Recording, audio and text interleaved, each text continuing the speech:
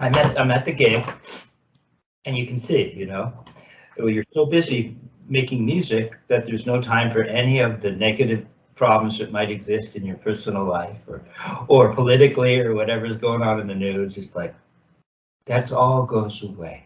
Absolutely. And it makes you feel like you're 6 years old again. Now, would you back up just a little so I can see more of your pad? Yeah. Where it's just too much head space as it is, but that'll work. A little more. Okay.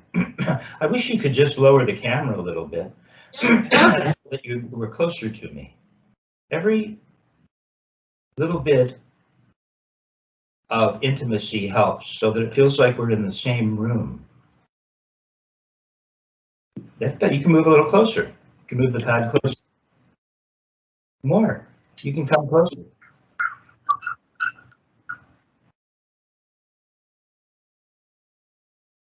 Well, yeah. You can come even a little closer from this perspective. It might change once it gets converted over and we see the final product, but okay, your head's a little cut off, so just raise the camera ever so slightly, like a quarter of an inch, just like right too much. Oh, yeah, oh, yeah, perfect. That'll work. Pardon me. Okay, so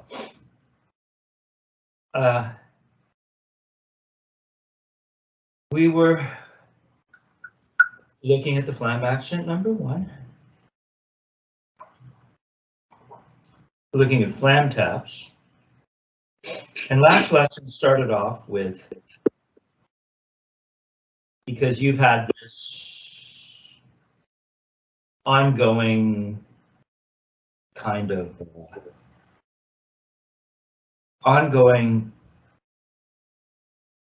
would you say, it's like you're in conflict with your left hand, but only when it comes to playing singles. Whatever you got going with your left hand is interesting, right? and so I want to relate to that because it bugs you, and I totally get that. You know, there've been things throughout my playing career developing technically that it was like, how can I do that? This makes you a little crazy, right? And so what I explained to you at the last lesson was that if you have the ability to get, and this connects with the grip, this connects with what it means to have a floor, what it means to turn your wrist, okay? So you see, so it's not just one single thing, pun intended, but that you had all these ideas about what you're doing when it comes to playing, why your singles in your left don't seem to work as well as your right. And so I explained that, first of all, if you can get that stick to rebound, that will indicate to you that you have a working fulcrum. How efficient it is, you know, we'll figure it out as we go along, but if you can get that stick to bounce,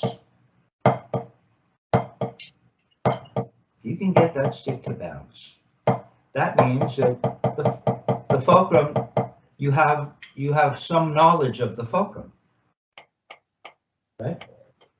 And that means that if you have knowledge of the fulcrum, that means that you can recognize fulcrum potential even when it's not bouncing.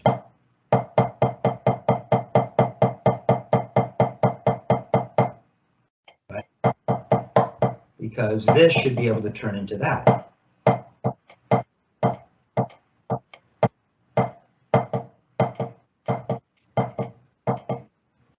Okay.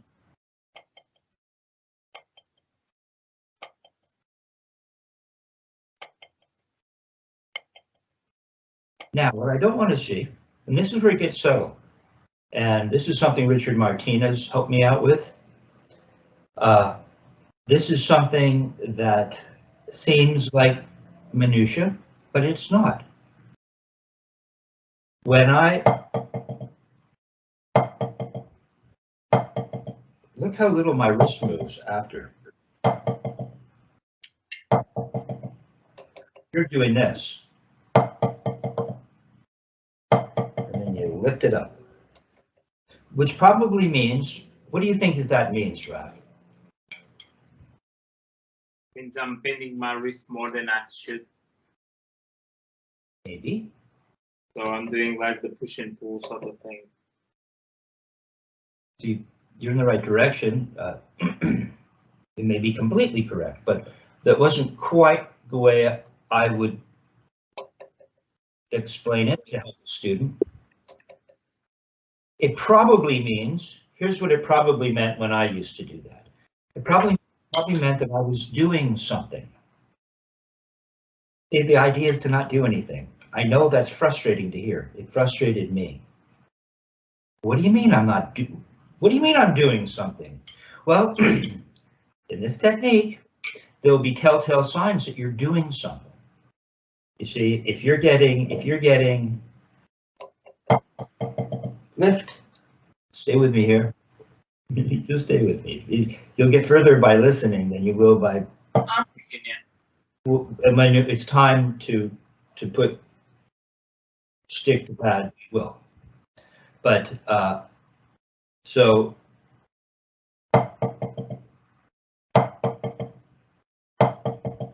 See how little it moves?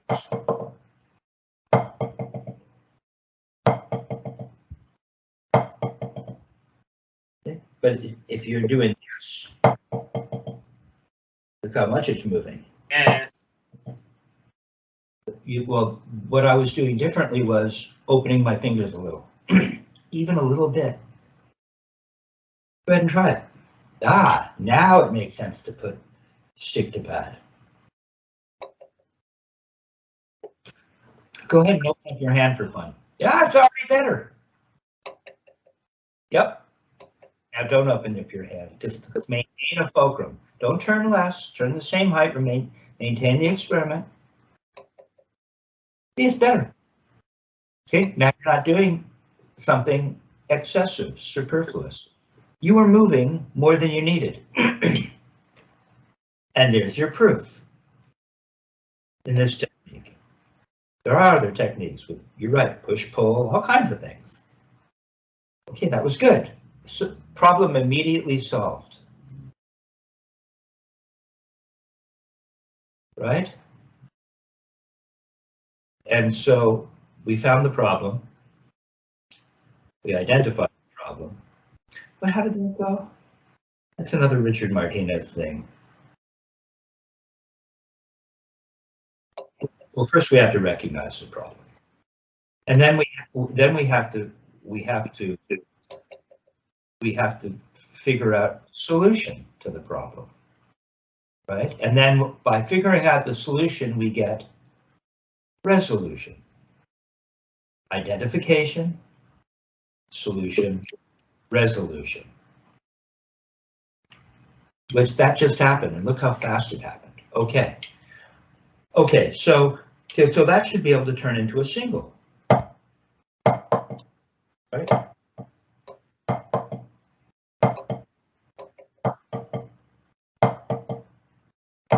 Could be two notes, could be two notes, or it could be one note. Look, here's one note. Do it with me. One note. Lift it up, maintaining this fulcrum. Maintaining my floor. It just goes.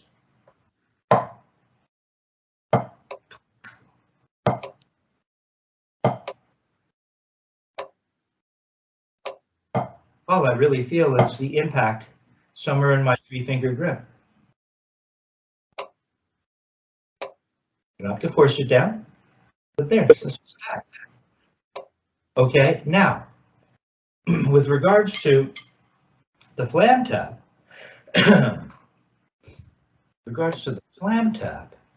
now we have to, well, if you look at the Flam tab, you'll see that there are 3 rebounds in each hand, right? Okay. Now we could play that without a throw, without a motion. And I don't want to say without a motion because one may have to define our terms, but one might consider, Isn't this some form of, this is a motion too. It's a wrist turn, a regular wrist turn, without a throw.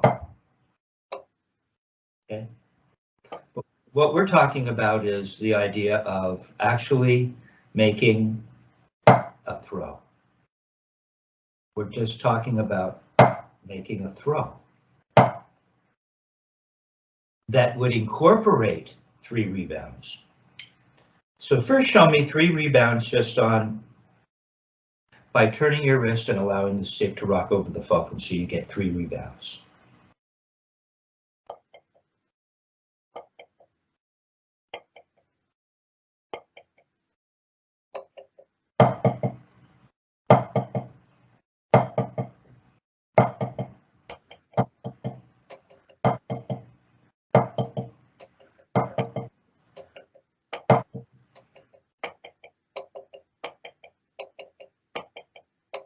So again, it's better now. We don't want to finish the 3rd note and do this big thing because we've opened up our hand, and which is either connected to either the bending of the wrist too much opens the fingers, or you're actually physically opening your fingers, so you end up in this position, and then you have to come back to parallel the floor, and you get all this excessive motion. We don't want that. Okay, so go ahead, put the metronome on at 60, I think. well, I'm going to start you off even a little more slowly, but let's see. Well, if we're playing them 3 notes to a quarter note, I know that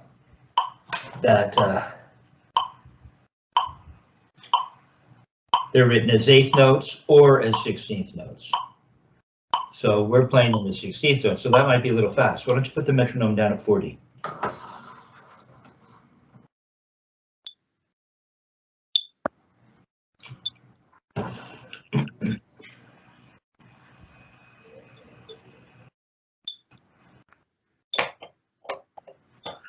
Now, what we're looking for is just a regular wrist turn without a throw.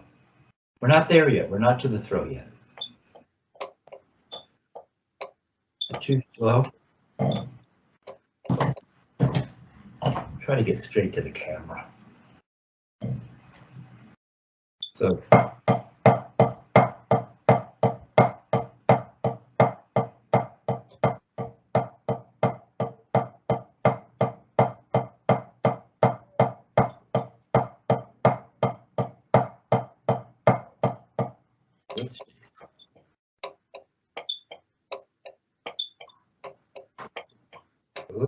That would be doubles.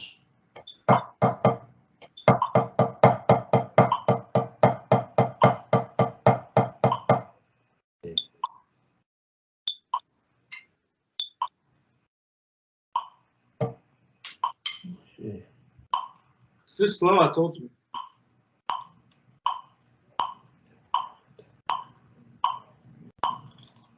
So we'll play them in 16th notes.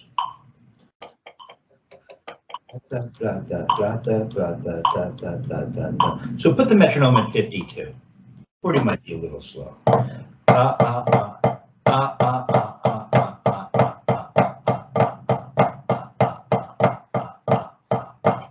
maybe not.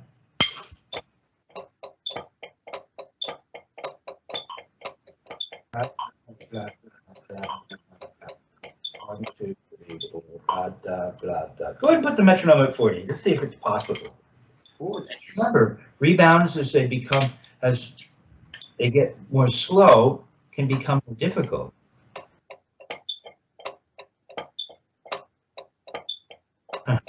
See, now you can't cheat and just get it to bounce 3 times any old way. Now you're really being challenged. The fulcrum is being challenged. Your awareness of all the different parts is really being challenged.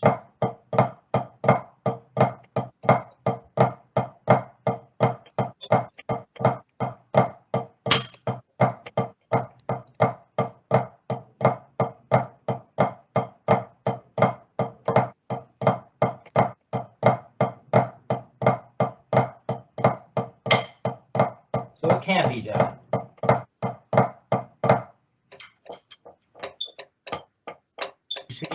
You see what you're doing? You're really opening up your hand a lot. You're doing kind of what you did before, and I totally get it. And maybe this is... It's really slow. It's really hard. Maybe this is too... Isn't that funny that slowing it down like this might be too advanced? Interesting, isn't it? So just watch. Up the premise, though, in your mind. Don't present that idea to yourself. I don't think. I guess, but I like to try to guide my internal dialogue towards the best outcome. So let's be modestly positive here. Okay, but so we have this wrist turn. That's what's happening in one hand, right? How much am I opening up? You think to get this, you have this really small fulcrum. I apply force from the wrist, which are the muscles in front of the elbow, to the stick, to the lever arm, to the beam. And because here's fulcrum potential, you feel that fulcrum. I'm not taking advantage of it yet, but I know just where it is.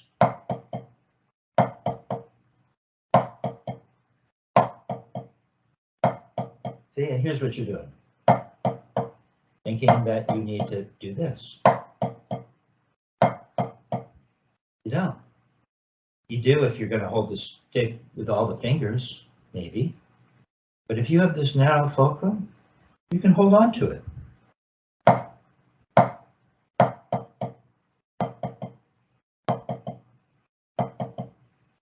Not how loud you play.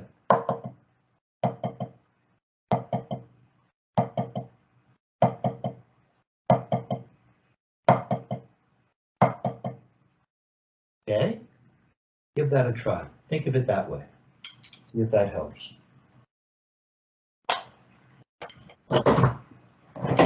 You don't have to open up when you get to the floor, like you think you do.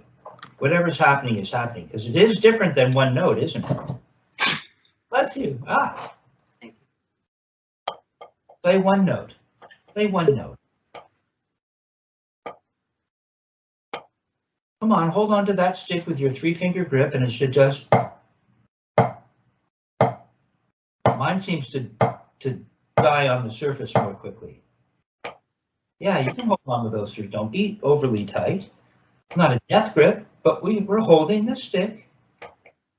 Ah, come on now, just stay at the surface and let it bounce. Know that it will. Better. Better. Yeah, I see your point. Okay, you don't need to open up like you think you do. You have to have a narrow fulcrum and a good wrist turn. All you're doing, Raph, all you're doing, this is the technique. Here it is. You're maintaining this narrow fulcrum via this grip that is a 3-fingered grip. Okay, and you're applying force to resistance to a lever arm over a fulcrum. That's all that's happening, right? You can talk about it in different ways, use all kinds of metaphors, but reality,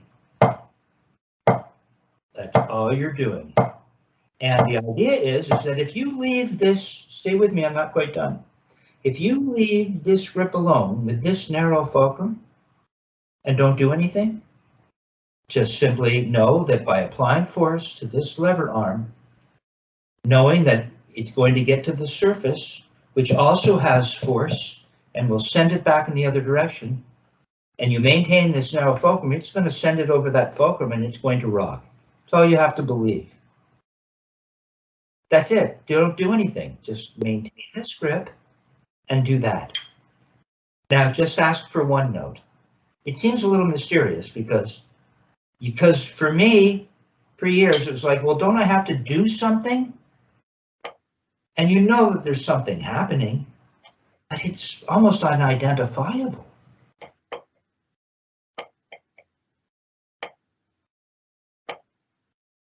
Yeah, you can maintain that grip and just stay at the surface. You'll probably bounce without you thinking, without you having to do nearly as much as you thought. Okay, so go ahead and put them together. Move the metronome up to, say, 52.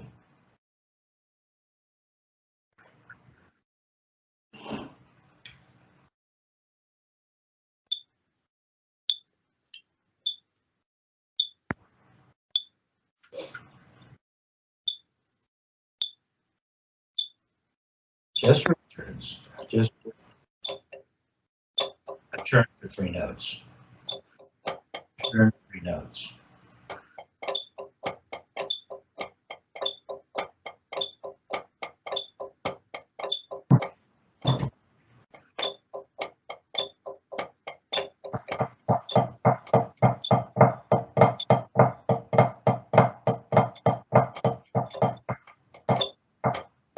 Okay, here's the exercise. We're just doing this. And we're ready.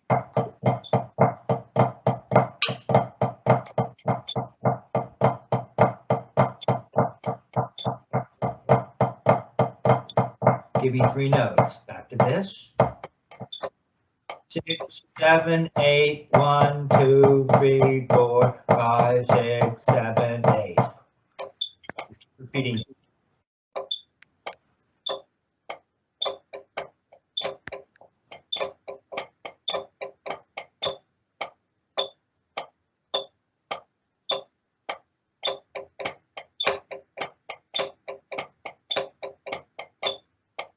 Okay, move the metronome up to, put it up to 72. Let's see what's happening there.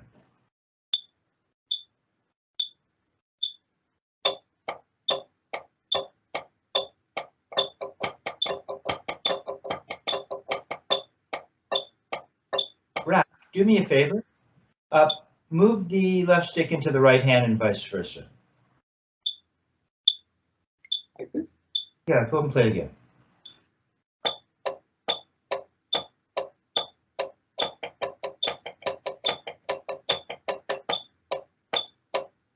Do me a favor, just tap the right stick as singles. Tap it. No, just the right.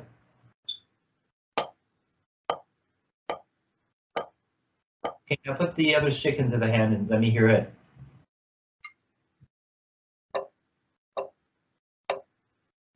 It's different sticks, they're gonna sound different, yeah. Go ahead and change again. Completely different. Okay, so you need to find sticks that are more similar in pitch. Yeah, they have Okay. Sometimes it really is the stick. Other times it's the grip, and I wasn't sure which. It's the stick. Okay, so you have 2 very different sounding sticks. What you want to look for is, you see the grain. I don't know if you can be able to see this. You see the grains in my American classic rock VicFirth sticks? I don't know if you can you see the grain? It's pretty tight. And I try to find grain that is the same distance from one grain to the next, so that both sticks have a similar pitch. You want the sticks, you're looking for sticks, as Dick Wilson would teach. You want the sticks to be as high pitched as possible. And of course you want them straight. Okay, so you're gonna have to go on how fun is that? You go out for a cup of coffee or whatever your favorite, whatever it is, and you go on your stick search, you know? So that's kind of like it's a little bit away from the practice pads. You don't have to practice, and yet it's drum related, and you know you're helping yourself as a player. Perfect. Yeah. So that's your homework. Go out and get a pair of sticks that sound the same.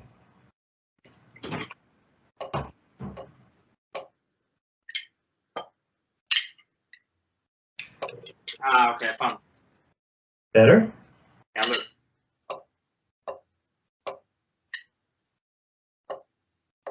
Better. Yeah. Okay. You might, you know, Alex Acuna. Alex Acuna I've never seen this. Had never seen this before. He had his sticks marked right and left. I thought that was interesting. Okay, so metronome on at 72. So no throw, right? No throw. No throw. We're just bringing up the tempo now. It's the same exercise. One wrist turn.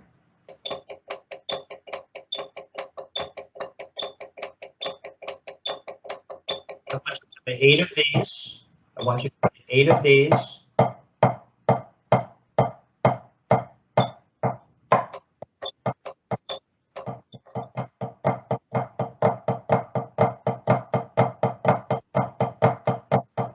Yeah, I'm used to doing it this way. Pads, check it out. You know, if you know what you're doing, it can work because I have a fulcrum. I'm applying force with a different kind of motion to the lever arm and allowing it to rock over the fulcrum.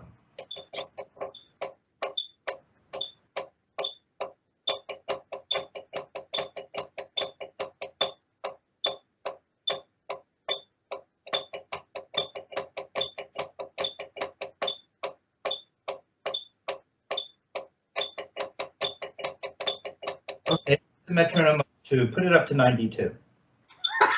Yeah, I have to do a throw like that. It's impossible.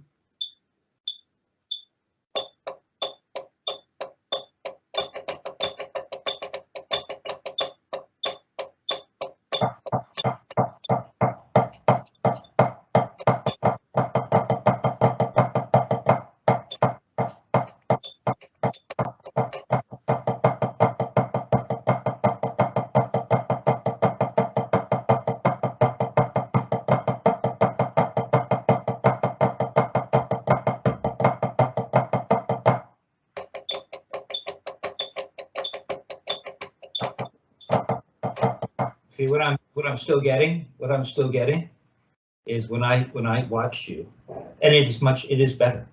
Not bad. Almost at 92. But when you get to the surface, here's what I see. I see a bunch of this. I see this really change angle. Now stay with me now. Just Yeah, I'm looking at it. I'm listening. good. Because but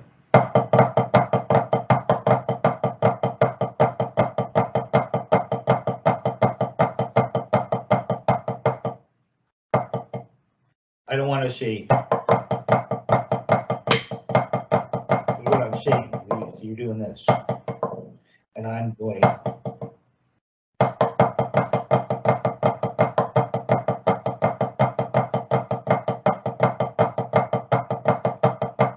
I don't want to see.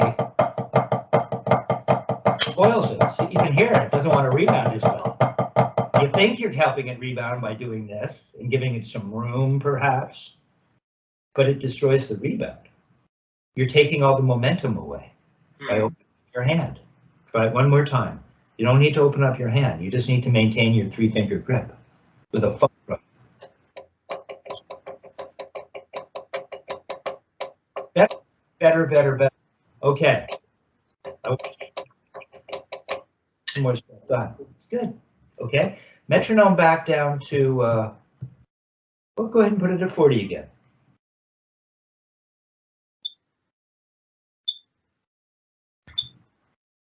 You want to do the same, is it?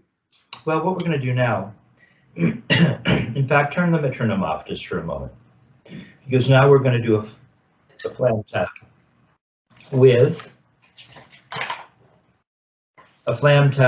a with a throw. Okay. Now, we'll be incorporating much of what you just learned, right?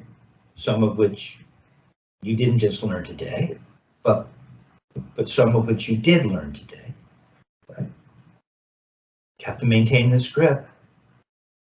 We don't need to have any excessive motion. We don't need to be opening our hands. We don't need to be doing anything weird. Just like we don't need to be doing anything weird with our throws. So just go ahead and put the metronome on at 40. Let's just see what it looks like. And that'll be the jumping off point.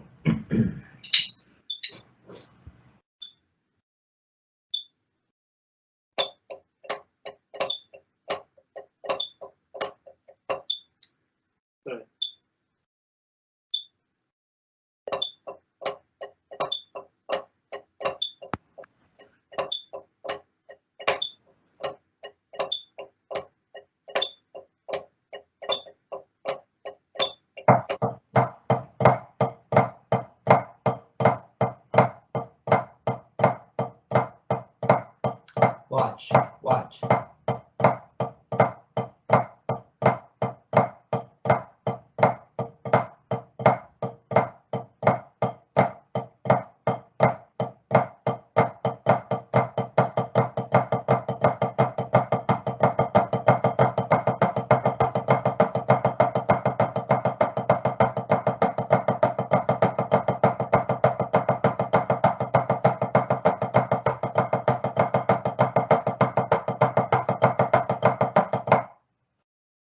Okay, that's what it's going to turn into.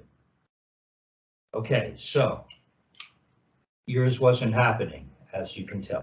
Here's what was going on. It's just really slow, man. That's why I'm struggling. I know, but as I just proved it can be done. See if it's really working. It should work there. It's totally cool that it's, dude. You're what 92 on the wrist. This might even go fast. We'll see. Right now, we're just incorporating another aspect. Okay, so here's what I think is happening. It went from confusion. First of all, confusion about, trust me, I've been telling you about the throw. It's going to take a minute to get the throw, because now you're incorporating the throw into something else. So now suddenly the throw isn't so important, but it is, but it isn't, because you're trying to get this thing to bounce, and your head starts to cycle through, your mind starts to cycle through all of this stuff. And before you know it, it's not happening. So just like with your regular wrist turns, you started to search for, how do I get it to bounce? You're throwing and opening your hand up. Right, I watch you doing that. You're trying this thing, and then that didn't work. So you decided to hold on more, because that seemed to work here. So you're going to hold on more, and then what happened? Everything was on the wrist. Right? That's what happened. All right. But you're in the right direction. Your search was valid. Right? It really was. You're right. We don't need to open up our hand. Probably one of the things you were really missing was a good throw. A good throw.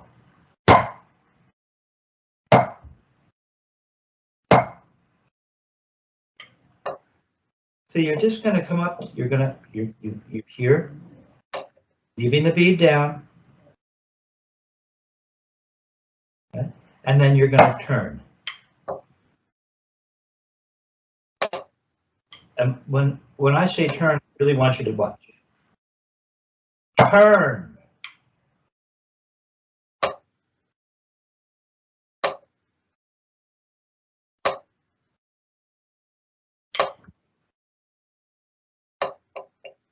Oh, stay with me, don't jump ahead.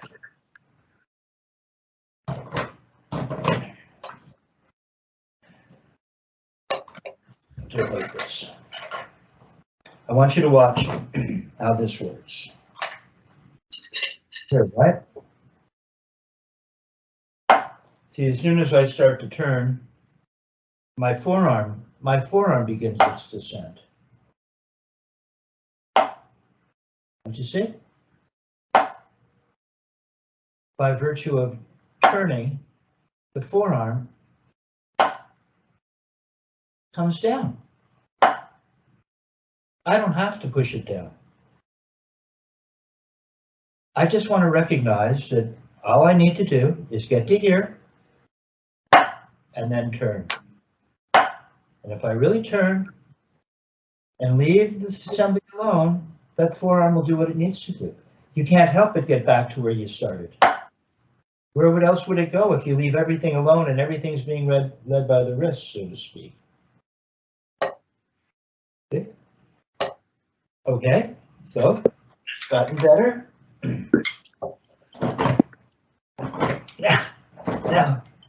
Now what are you going to do? You're back to your throwing the fingers open a little bit, though. So let's take a quick look at this. All right.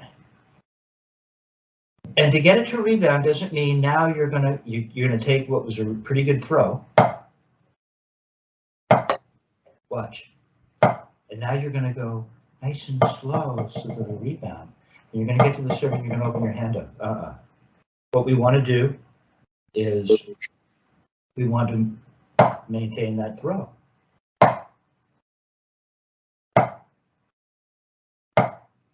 And we want to hold on to the.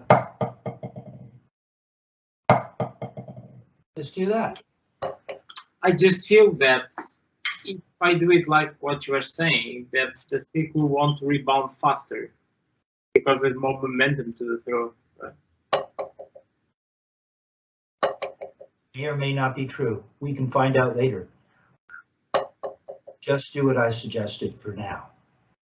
I'm not dismissing what you said,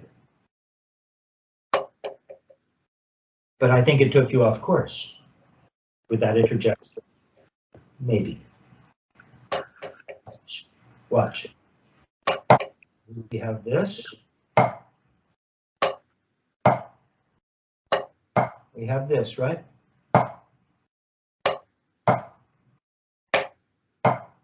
And I want it to just dribble onto the surface. So you lost that. No, see, I'm dribbling onto the surface. Didn't we start off by doing that over here? Oh, we did. To what extent I really focused on it on that. Yeah, see, well, let's see. What do I want you to do?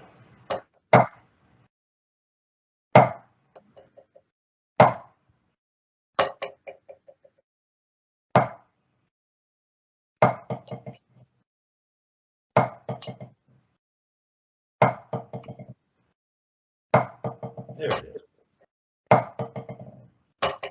And then bring it back to a stop. Now the fact that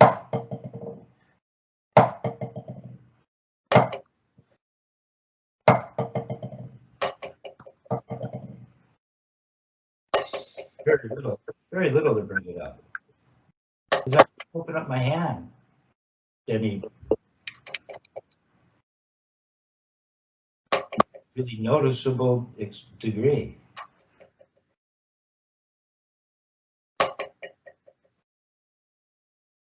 No, how are you going to bring that up off the surface?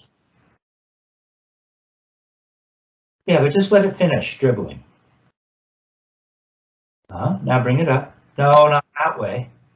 You could do it that way, but that's not what we're doing. Yeah, that's what I want you to do. One smooth motion. Got to get this part of it.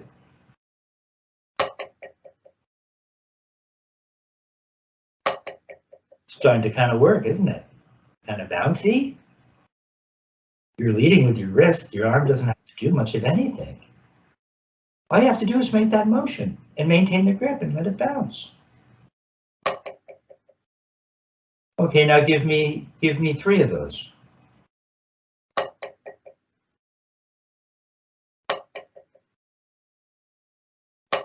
Don't let the bead dip when you go up. Keep it in one place. No, dipped.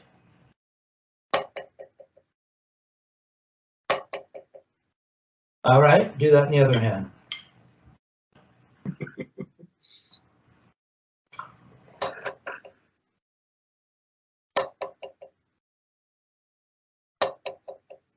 Okay, put the metronome on at 40. Let's see if it works.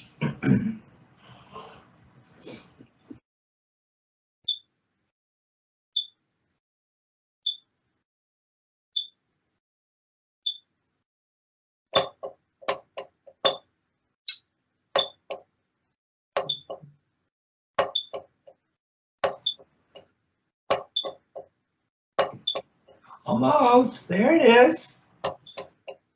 Don't have to open up. Just stay down at the surface. Just request the speed of the amount of notes that you want. The body will respond. It has enough knowledge. That's not bad. We'll put it together, dude. You got it.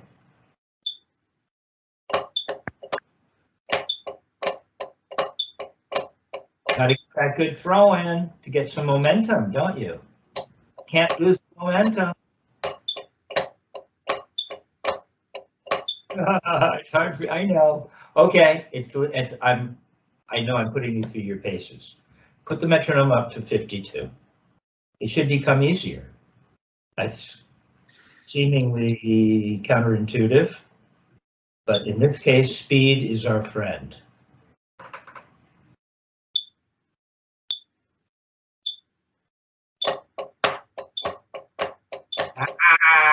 You're not letting it bounce.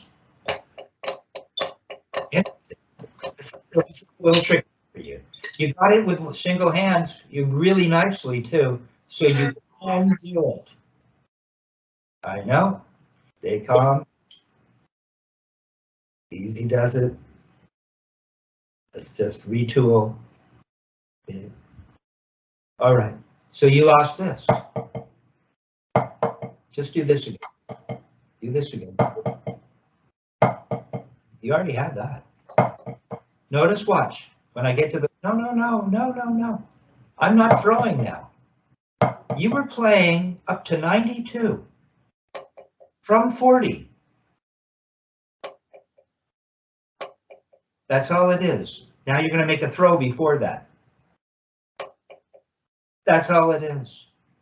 Now watch. This is the part you were missing when you started to throw and you put it into practicum. The sticks stop bouncing. When you're just turning your wrist for 3 notes. You're right. You did. Don't stay with me. Stay. I'm going to give you one more thought. What you'll notice is you'll get this springy feeling. Go on, do it. I don't have to open up my hand. We've talked about this. Yeah, doesn't it do some of that? You can keep your fingers 3-finger grip. It's not going to move it very much. To what extent? I feel the finger reacting. I'm not doing anything. Feel it bouncing up? That's what you lost when you threw. That died. Why?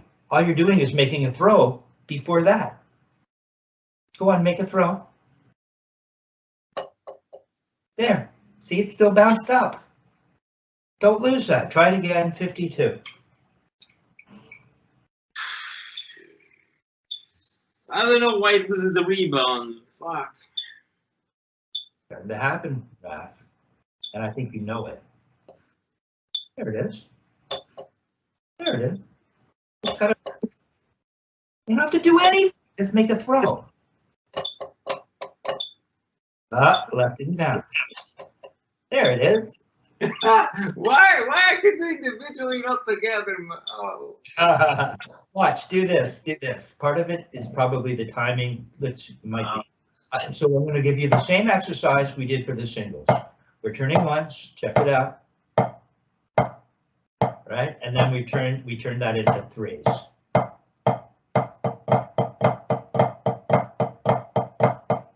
Now we're going to do that here. We're going to go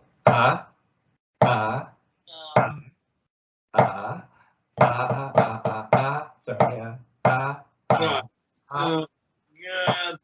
Whatever speed we decide on. You see? And we're going to get this.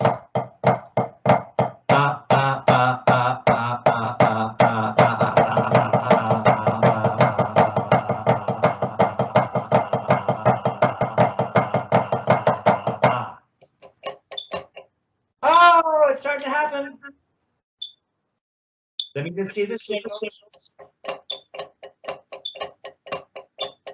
Step forward in the left. You let it flat. Maintain your grip. Single. Single. Single. Single throw. Single throw. Oh, it's twice that fast. That's what it is. See, that's what you weren't feeling. Oh, my God, it's so miserable. one more time so we can end on a high note. Come on, you can do it. Prove to yourself, prove to the world that you can do it.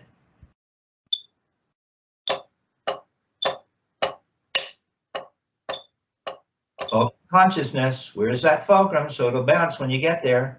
There it is, almost. Concentrate on the fulcrum, somewhere between that 3-finger grip. There, all right, stop, don't play another note, don't change a hair from me. All right, okay, so you did good service to the technique today. Murray and Dick, they're both very pleased. They're smiling down upon us. Okay, we honored the technique. Good job. I'm turning off the camera.